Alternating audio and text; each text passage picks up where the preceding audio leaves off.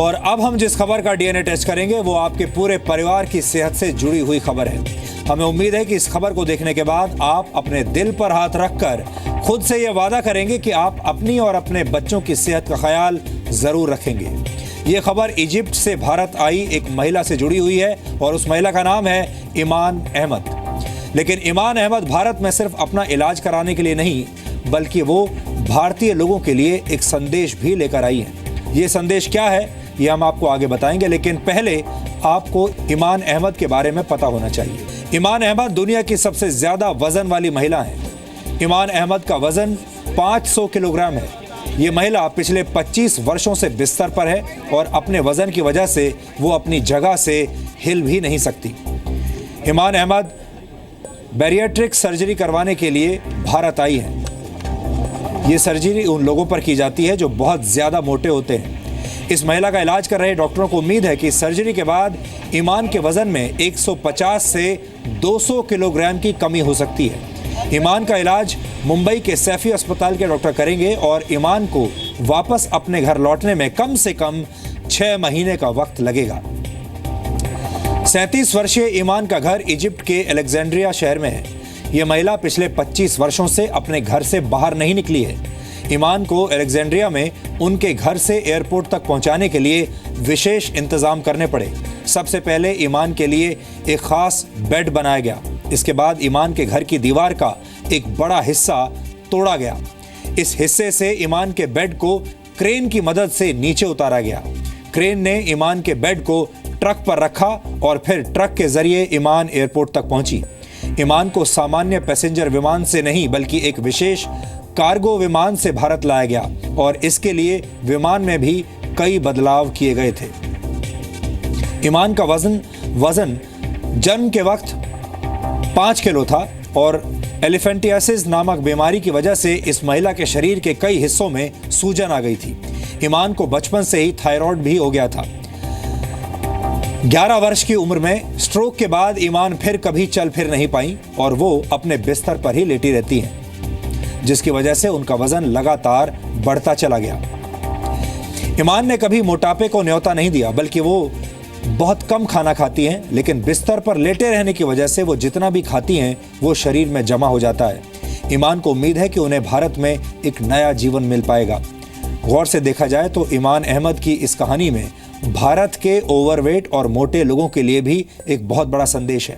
भारत में बड़ी संख्या में ऐसे लोग हैं जिन्होंने मोटापे की वजह से अपना जीवन खतरे में डाल दिया है। भारत के 3 करोड़ लोग मोटापे यानी ज्यादा वजन की समस्या से परेशान हैं। अगर मोटापे पर काबू ना पाया जाए तो ये डायबिटीज और दिल से जुड़ी बीमारियों की वजह बन जाता है। एक सामान्य व्यक्ति को दिन भर में सिर्फ 20 ग्राम फैट की जरूरत होती है, लेकिन बर्गर या पिज्जा खाने से ही आपके शरीर में 14 से 20 ग्राम तक फैट पहुंच जाता है और इसके बाद आप जो भी खाते हैं वो फैट आपके शरीर में जमा होता चला जाता है और आपकी सेहत को बेहद नुकसान पहुंचाता है। आपको जानकर हैरानी होगी कि मोटे लोगों की संख्या के मामले में अमेरिका और चीन के बाद भारत दुनिया में 3रे नंबर पर है। दुनिया भर में मोटापे का आर्थिक बोझ ग्लोबल जीडीपी के 2.8% हिस्से के बराबर है। ये बहुत चिंताजनक आंकड़ा है। दुनिया के सारे देशों के जीडीपी को अगर मिला दिया जाए तो ये देश आतंकवाद से लड़ने पर भी उतना ही खर्च कर रहे हैं जितना मोटापे से लड़ने पर। यानी मोटापा भी आतंकवाद जितनी बड़ी और गंभीर समस्या है। पूरी दुनिया मोटापे से लड़ाई के नाम पर 134 लाख करोड़ रुपए हर साल खर्च कर रही है, जो पूरे अफ्रीका के जीडीपी के बराबर है। आप कह सकते हैं कि obesity is the new smoking, यानी मोटापा एक तरह से नए दौर का धूम्रपान है, क्योंकि अब धूम्रपान की ही तरह मोटापा भी जानलेवा हो गया है।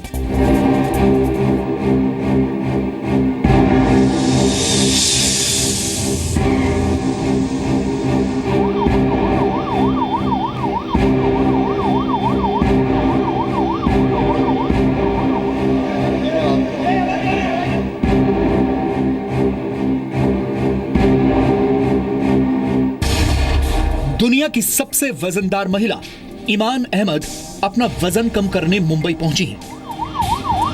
इजिप्ट के अलेक्जेंड्रिया शहर से मुंबई तक का सफर ईमान के लिए आसान नहीं था। ईमान को एक कार्गो विमान में मुंबई लाया गया है और इसके लिए खास इंतजाम किए गए थे।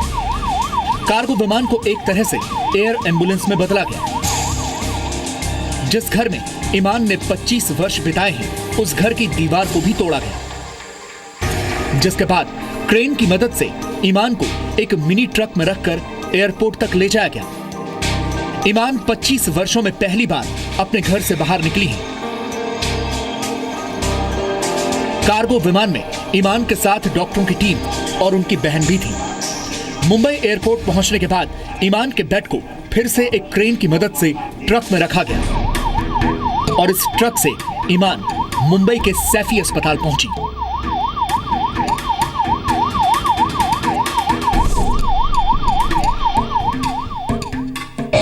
तो स्टार्टिंग का वेट लॉस बहुत जल्द होगा बिकॉज ये वाटर लॉस है। दूसरा फेज करीबन 2 साल के बाद होगा, जब उनका वेट सपोज आप सोच लो कि करीबन 200 के नीचे आ जाएगा, तब हम दूसरा फेज प्लान करेंगे जहाँ पर हम एक दूसरी सर्जरी करेंगे जिससे कि उनकी स्थिति क्या है वो सब मॉनिटर करके हम देखेंगे कि दूसरी सर्जरी कर सकते हैं कि नहीं। दूसरी सर्जरी के वक्त पे हम इंटेस्टाइन को पूरा बाईपास कर देंगे, सिर्फ 200 या 250 सेंटीमीटर उनका स्मॉल इंटेस्टाइन, छोटी आंत जो रहती है उनको रखेंगे। कभी कभी इन पेशेंट्स में जिनका वजन इतना ज्यादा रहता है तो क्या होता है कि वो थोड़ा भी खाना खाते हैं तो अब्सॉर्ब हो जाता है, तो इसके कारण से हम ये सर्जरी के द्वारा ऐसा रखेंगे कि वो पूरी तरह से अब्सॉर्प्शन ना हो और सिर्फ 20% या 25% वो जो भी खाएगी उसका अब्सॉर्प्शन हो और इसके द्वारा वेट लॉस हो जाए।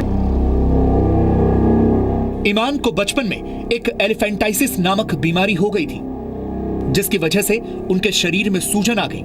11 वर्ष की उम्र में ईमान का वजन इतना बढ़ गया कि वो चल नहीं सकती थी। इसके बाद एक स्ट्रोक की वजह से उन्हें लकवा मार गया और पिछले 25 वर्षों से वो बिस्तर पर ही जिंदगी बिता रही हैं। बिस्तर पर पड़े रहने की वजह से उनका वजन बढ़ता गया और वो 500 किलो की हो गई। 37 साल की ईमान का मोटापा कई गंभीर बीमारियों का कारण बन चुका है। मोटापे की वजह से ईमान हाइपरटेंशन, डिप्रेशन, अस्थमा, फेफड़ों की समस्या और डायबिटीज जैसी बीमारियों से जूझ रही हैं। 500 किलो वजन वाली ईमान अहमद के इलाज का जिम्मा मुफज्जल लकड़ावाला ने उठाया है। डॉक्टर लकड़ावाला की निगरानी में एक स्पेशल टीम ईमान का इलाज करेगी। सभी जो बीमारियां हैं ओबेसिटी से रिलेटेड है, तो सभी बीमारियों को हमें कंट्रोल में रख के ऑपरेट करना पड़ेगा। ये बीमारी जाने नहीं वाली है और सभी मोटिवेशंस को ये सब बीमारियां रहती है, पर मैनेज कर सकते हैं। मींस अगर शुगर हाई है तो हम शुगर कंट्रोल में कर लेंगे, अगर क्रिएटिनिन हाई है या पोटेशियम हाई है तो उसे हम कंट्रोल कर देंगे। सभी कंट्रोल हो सकती है, लेकिन इवेंचुअली अगर जब उसका वेट लॉस आएगा तभी सब बीमारियां जाएगी। ईमान अहमद का इलाज करने वाले डॉक्टरों के मुताबिक शुरुआत में ईमान के कई तरह के टेस्ट किए जाएंगे, जिसके आधार पर ईमान के ऑपरेशन की तारीख तय की जाएगी। इस सर्जरी के बाद ईमान को कम से कम 6 महीने तक भारत में ही रहना होगा। जैसे आपने कहा कितना वक्त लगेगा, तो चलना फिरना अभी मत सोचिए प्लीज। चलना तो बहुत दूर की बात है। अगर वो बैठ जाए और अपने हाथ से खाना खा सके और अपने हाथ से बाथरूम जा सके, हमारे लिए वो बहुत ही अच्छा अचीवमेंट रहेगा। तो पहले फेज में हमने ये प्लान किया है कि पहले 3 से 6 महीने में हमने ये प्लान किया कि अब अगर वो जाएगी इंडिया से तो उसका करीबन एटलीस्ट 150 से 200 किलो कम हो जाना चाहिए। 500 किलो वजन वाली ईमान को इलाज के लिए इजिप्ट से मुंबई लाना बेहद मुश्किल काम था। भारत के दूतावास ने ईमान को मेडिकल वीजा देने से मना कर दिया था, लेकिन भारत सरकार के विदेश मंत्रालय की मदद से ईमान को मुंबई लाने का काम आसान किया गया। ईमान को वीजा देने में विदेश मंत्री सुषमा स्वराज ने मदद की। भारी वजन और पैसेंजर प्लेन के छोटे दरवाजों की वजह से ईमान को कार्गो विमान से मुंबई लाया गया। ईमान अहमद को मुंबई लाने के लिए इजिप्ट की एयरबस 300 मालवाहक विमान में काफी बदलाव किए गए ताकि उन्हें आसानी से मुंबई लाया जा सके। Very happy now, and please pray for her to be good girl, inshallah. Thanks. ईमान अहमद के लिए सैफी अस्पताल में एक खास कमरा बनाया गया है। इसे एक 1 बेड हॉस्पिटल भी कह सकते हैं। इस 1 बेड हॉस्पिटल को बनाने में तकरीबन 2 करोड़ रुपए खर्च हुए हैं। हालांकि सुविधाएं सारी वही हैं जो किसी भी बड़े अस्पताल में होती हैं। यहाँ एक बेड वाला अस्पताल 3000 वर्ग फीट में फैला हुआ है। इसमें एक ऑपरेशन थिएटर, एक आईसीयू, डॉक्टर के लिए एक रूम, तीमारदार के लिए कमरा, 2 रेस्ट रूम और ग्राउंड फ्लोर पर एक वीडियो कॉन्फ्रेंसिंग रूम बनाया गया है। इस स्पेशल यूनिट में हर चीज ईमान के वजन को ध्यान में रखकर डिजाइन की गई है। ईमान को उम्मीद है कि मुंबई के डॉक्टरों की मदद से वो मोटापे वाली मुसीबत को हरा पाएंगी। लेकिन सवाल यह है कि क्या भारत के लोग मोटापे वाले टाइम बॉम्ब को वक्त रहते डिफ्यूज कर पाएंगे? फैट बम भारत के 3 करोड़ महिलाओं और पुरुषों के शरीर में फिट हो चुका है। भारत में करीब 1 करोड़ पुरुष और 2 करोड़ महिलाएं मोटापे का शिकार हैं। भारत मोटे पुरुषों की संख्या के मामले में दुनिया में 5वें नंबर पर है, जबकि मोटी महिलाओं की संख्या के मामले में 3रे नंबर पर। भारत में मोटापा, डायबिटीज और हार्ट अटैक जैसी बीमारियों की मुख्य वजह भी बन गया है। वर्ष 2005 में नेशनल हेल्थ सर्वे में कहा गया था कि पंजाब के बाद केरल के लोग सबसे ज्यादा मोटापे के शिकार हैं, जबकि 2015 के नेशनल फैमिली हेल्थ सर्वे के दौरान शहरी इलाकों में गोवा में मोटापे की दर सबसे ज्यादा पाई गई। सर्वे के मुताबिक गोवा के 32% पुरुष और 33% महिलाएं मोटापे का शिकार हैं। तमिलनाडु में यह आंकड़ा 28 और 30% का था। इसी तरह हरियाणा में 20% पुरुषों और 21% महिलाओं का वजन खतरे के निशान से ऊपर पाया गया है। यह सर्वे 15 से 49 वर्ष के लोगों के बीच किया गया है। NFHS के सर्वे के मुताबिक 2015 में आंध्र प्रदेश के ग्रामीण इलाकों में रहने वाले 27% पुरुष और 27% महिलाएं जरूरत से ज्यादा मोटी थी, जबकि गोवा के ग्रामीण इलाकों में रहने वाले 28% पुरुष और महिलाएं मोटापे की समस्या से जूझ रहे हैं। फूड जो कंज्यूम होता है वो इसलिए कंज्यूम नहीं होता कि वो सस्ता है, नंबर 1। नंबर 2, अगर जंक फूड हम यही क्यों सिर्फ लें, हमारा समोसा, कचौड़ी, पूड़ी, भटूरा, छोला, ये सारे भी तो जंक फूड हैं। 2000 कैलोरीज पर आधारित डाइट प्लान के तहत एक व्यक्ति को दिन भर में सिर्फ 20 ग्राम फैट की जरूरत होती है, लेकिन भारतीय इससे कहीं ज्यादा फैट अपने शरीर में पहुंचा रहे हैं। भारत 35 करोड़ युवाओं का देश है और इतनी बड़ी आबादी के शरीर पर जंग वाली जंक लगना कोई अच्छी निशानी नहीं है। जरूरत है तो फैट टैक्स के साथ साथ लोगों को अच्छी सेहत के प्रति जागरूक करने की, ताकि भारत में मोटापे से जुड़ी बीमारियों वाले टाइम बॉम्ब को वक्त रहते डिफ्यूज किया जा सके। दिल्ली से पूजा मक्कड़ और मुंबई से नित्यानंद शर्मा के साथ ब्यूरो रिपोर्ट, जी मीडिया।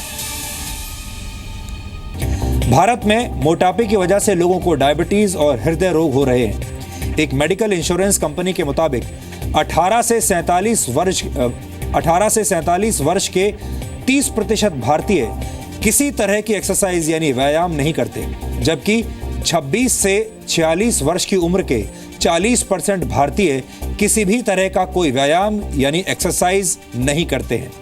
एक अंतर्राष्ट्रीय मेडिकल जर्नल के मुताबिक भारत के लोग रोजाना औसतन सिर्फ 19 मिनट की एक्सरसाइज करते हैं, जबकि सामान्य तौर पर 30 मिनट से 1 घंटे तक व्यायाम करना जरूरी है।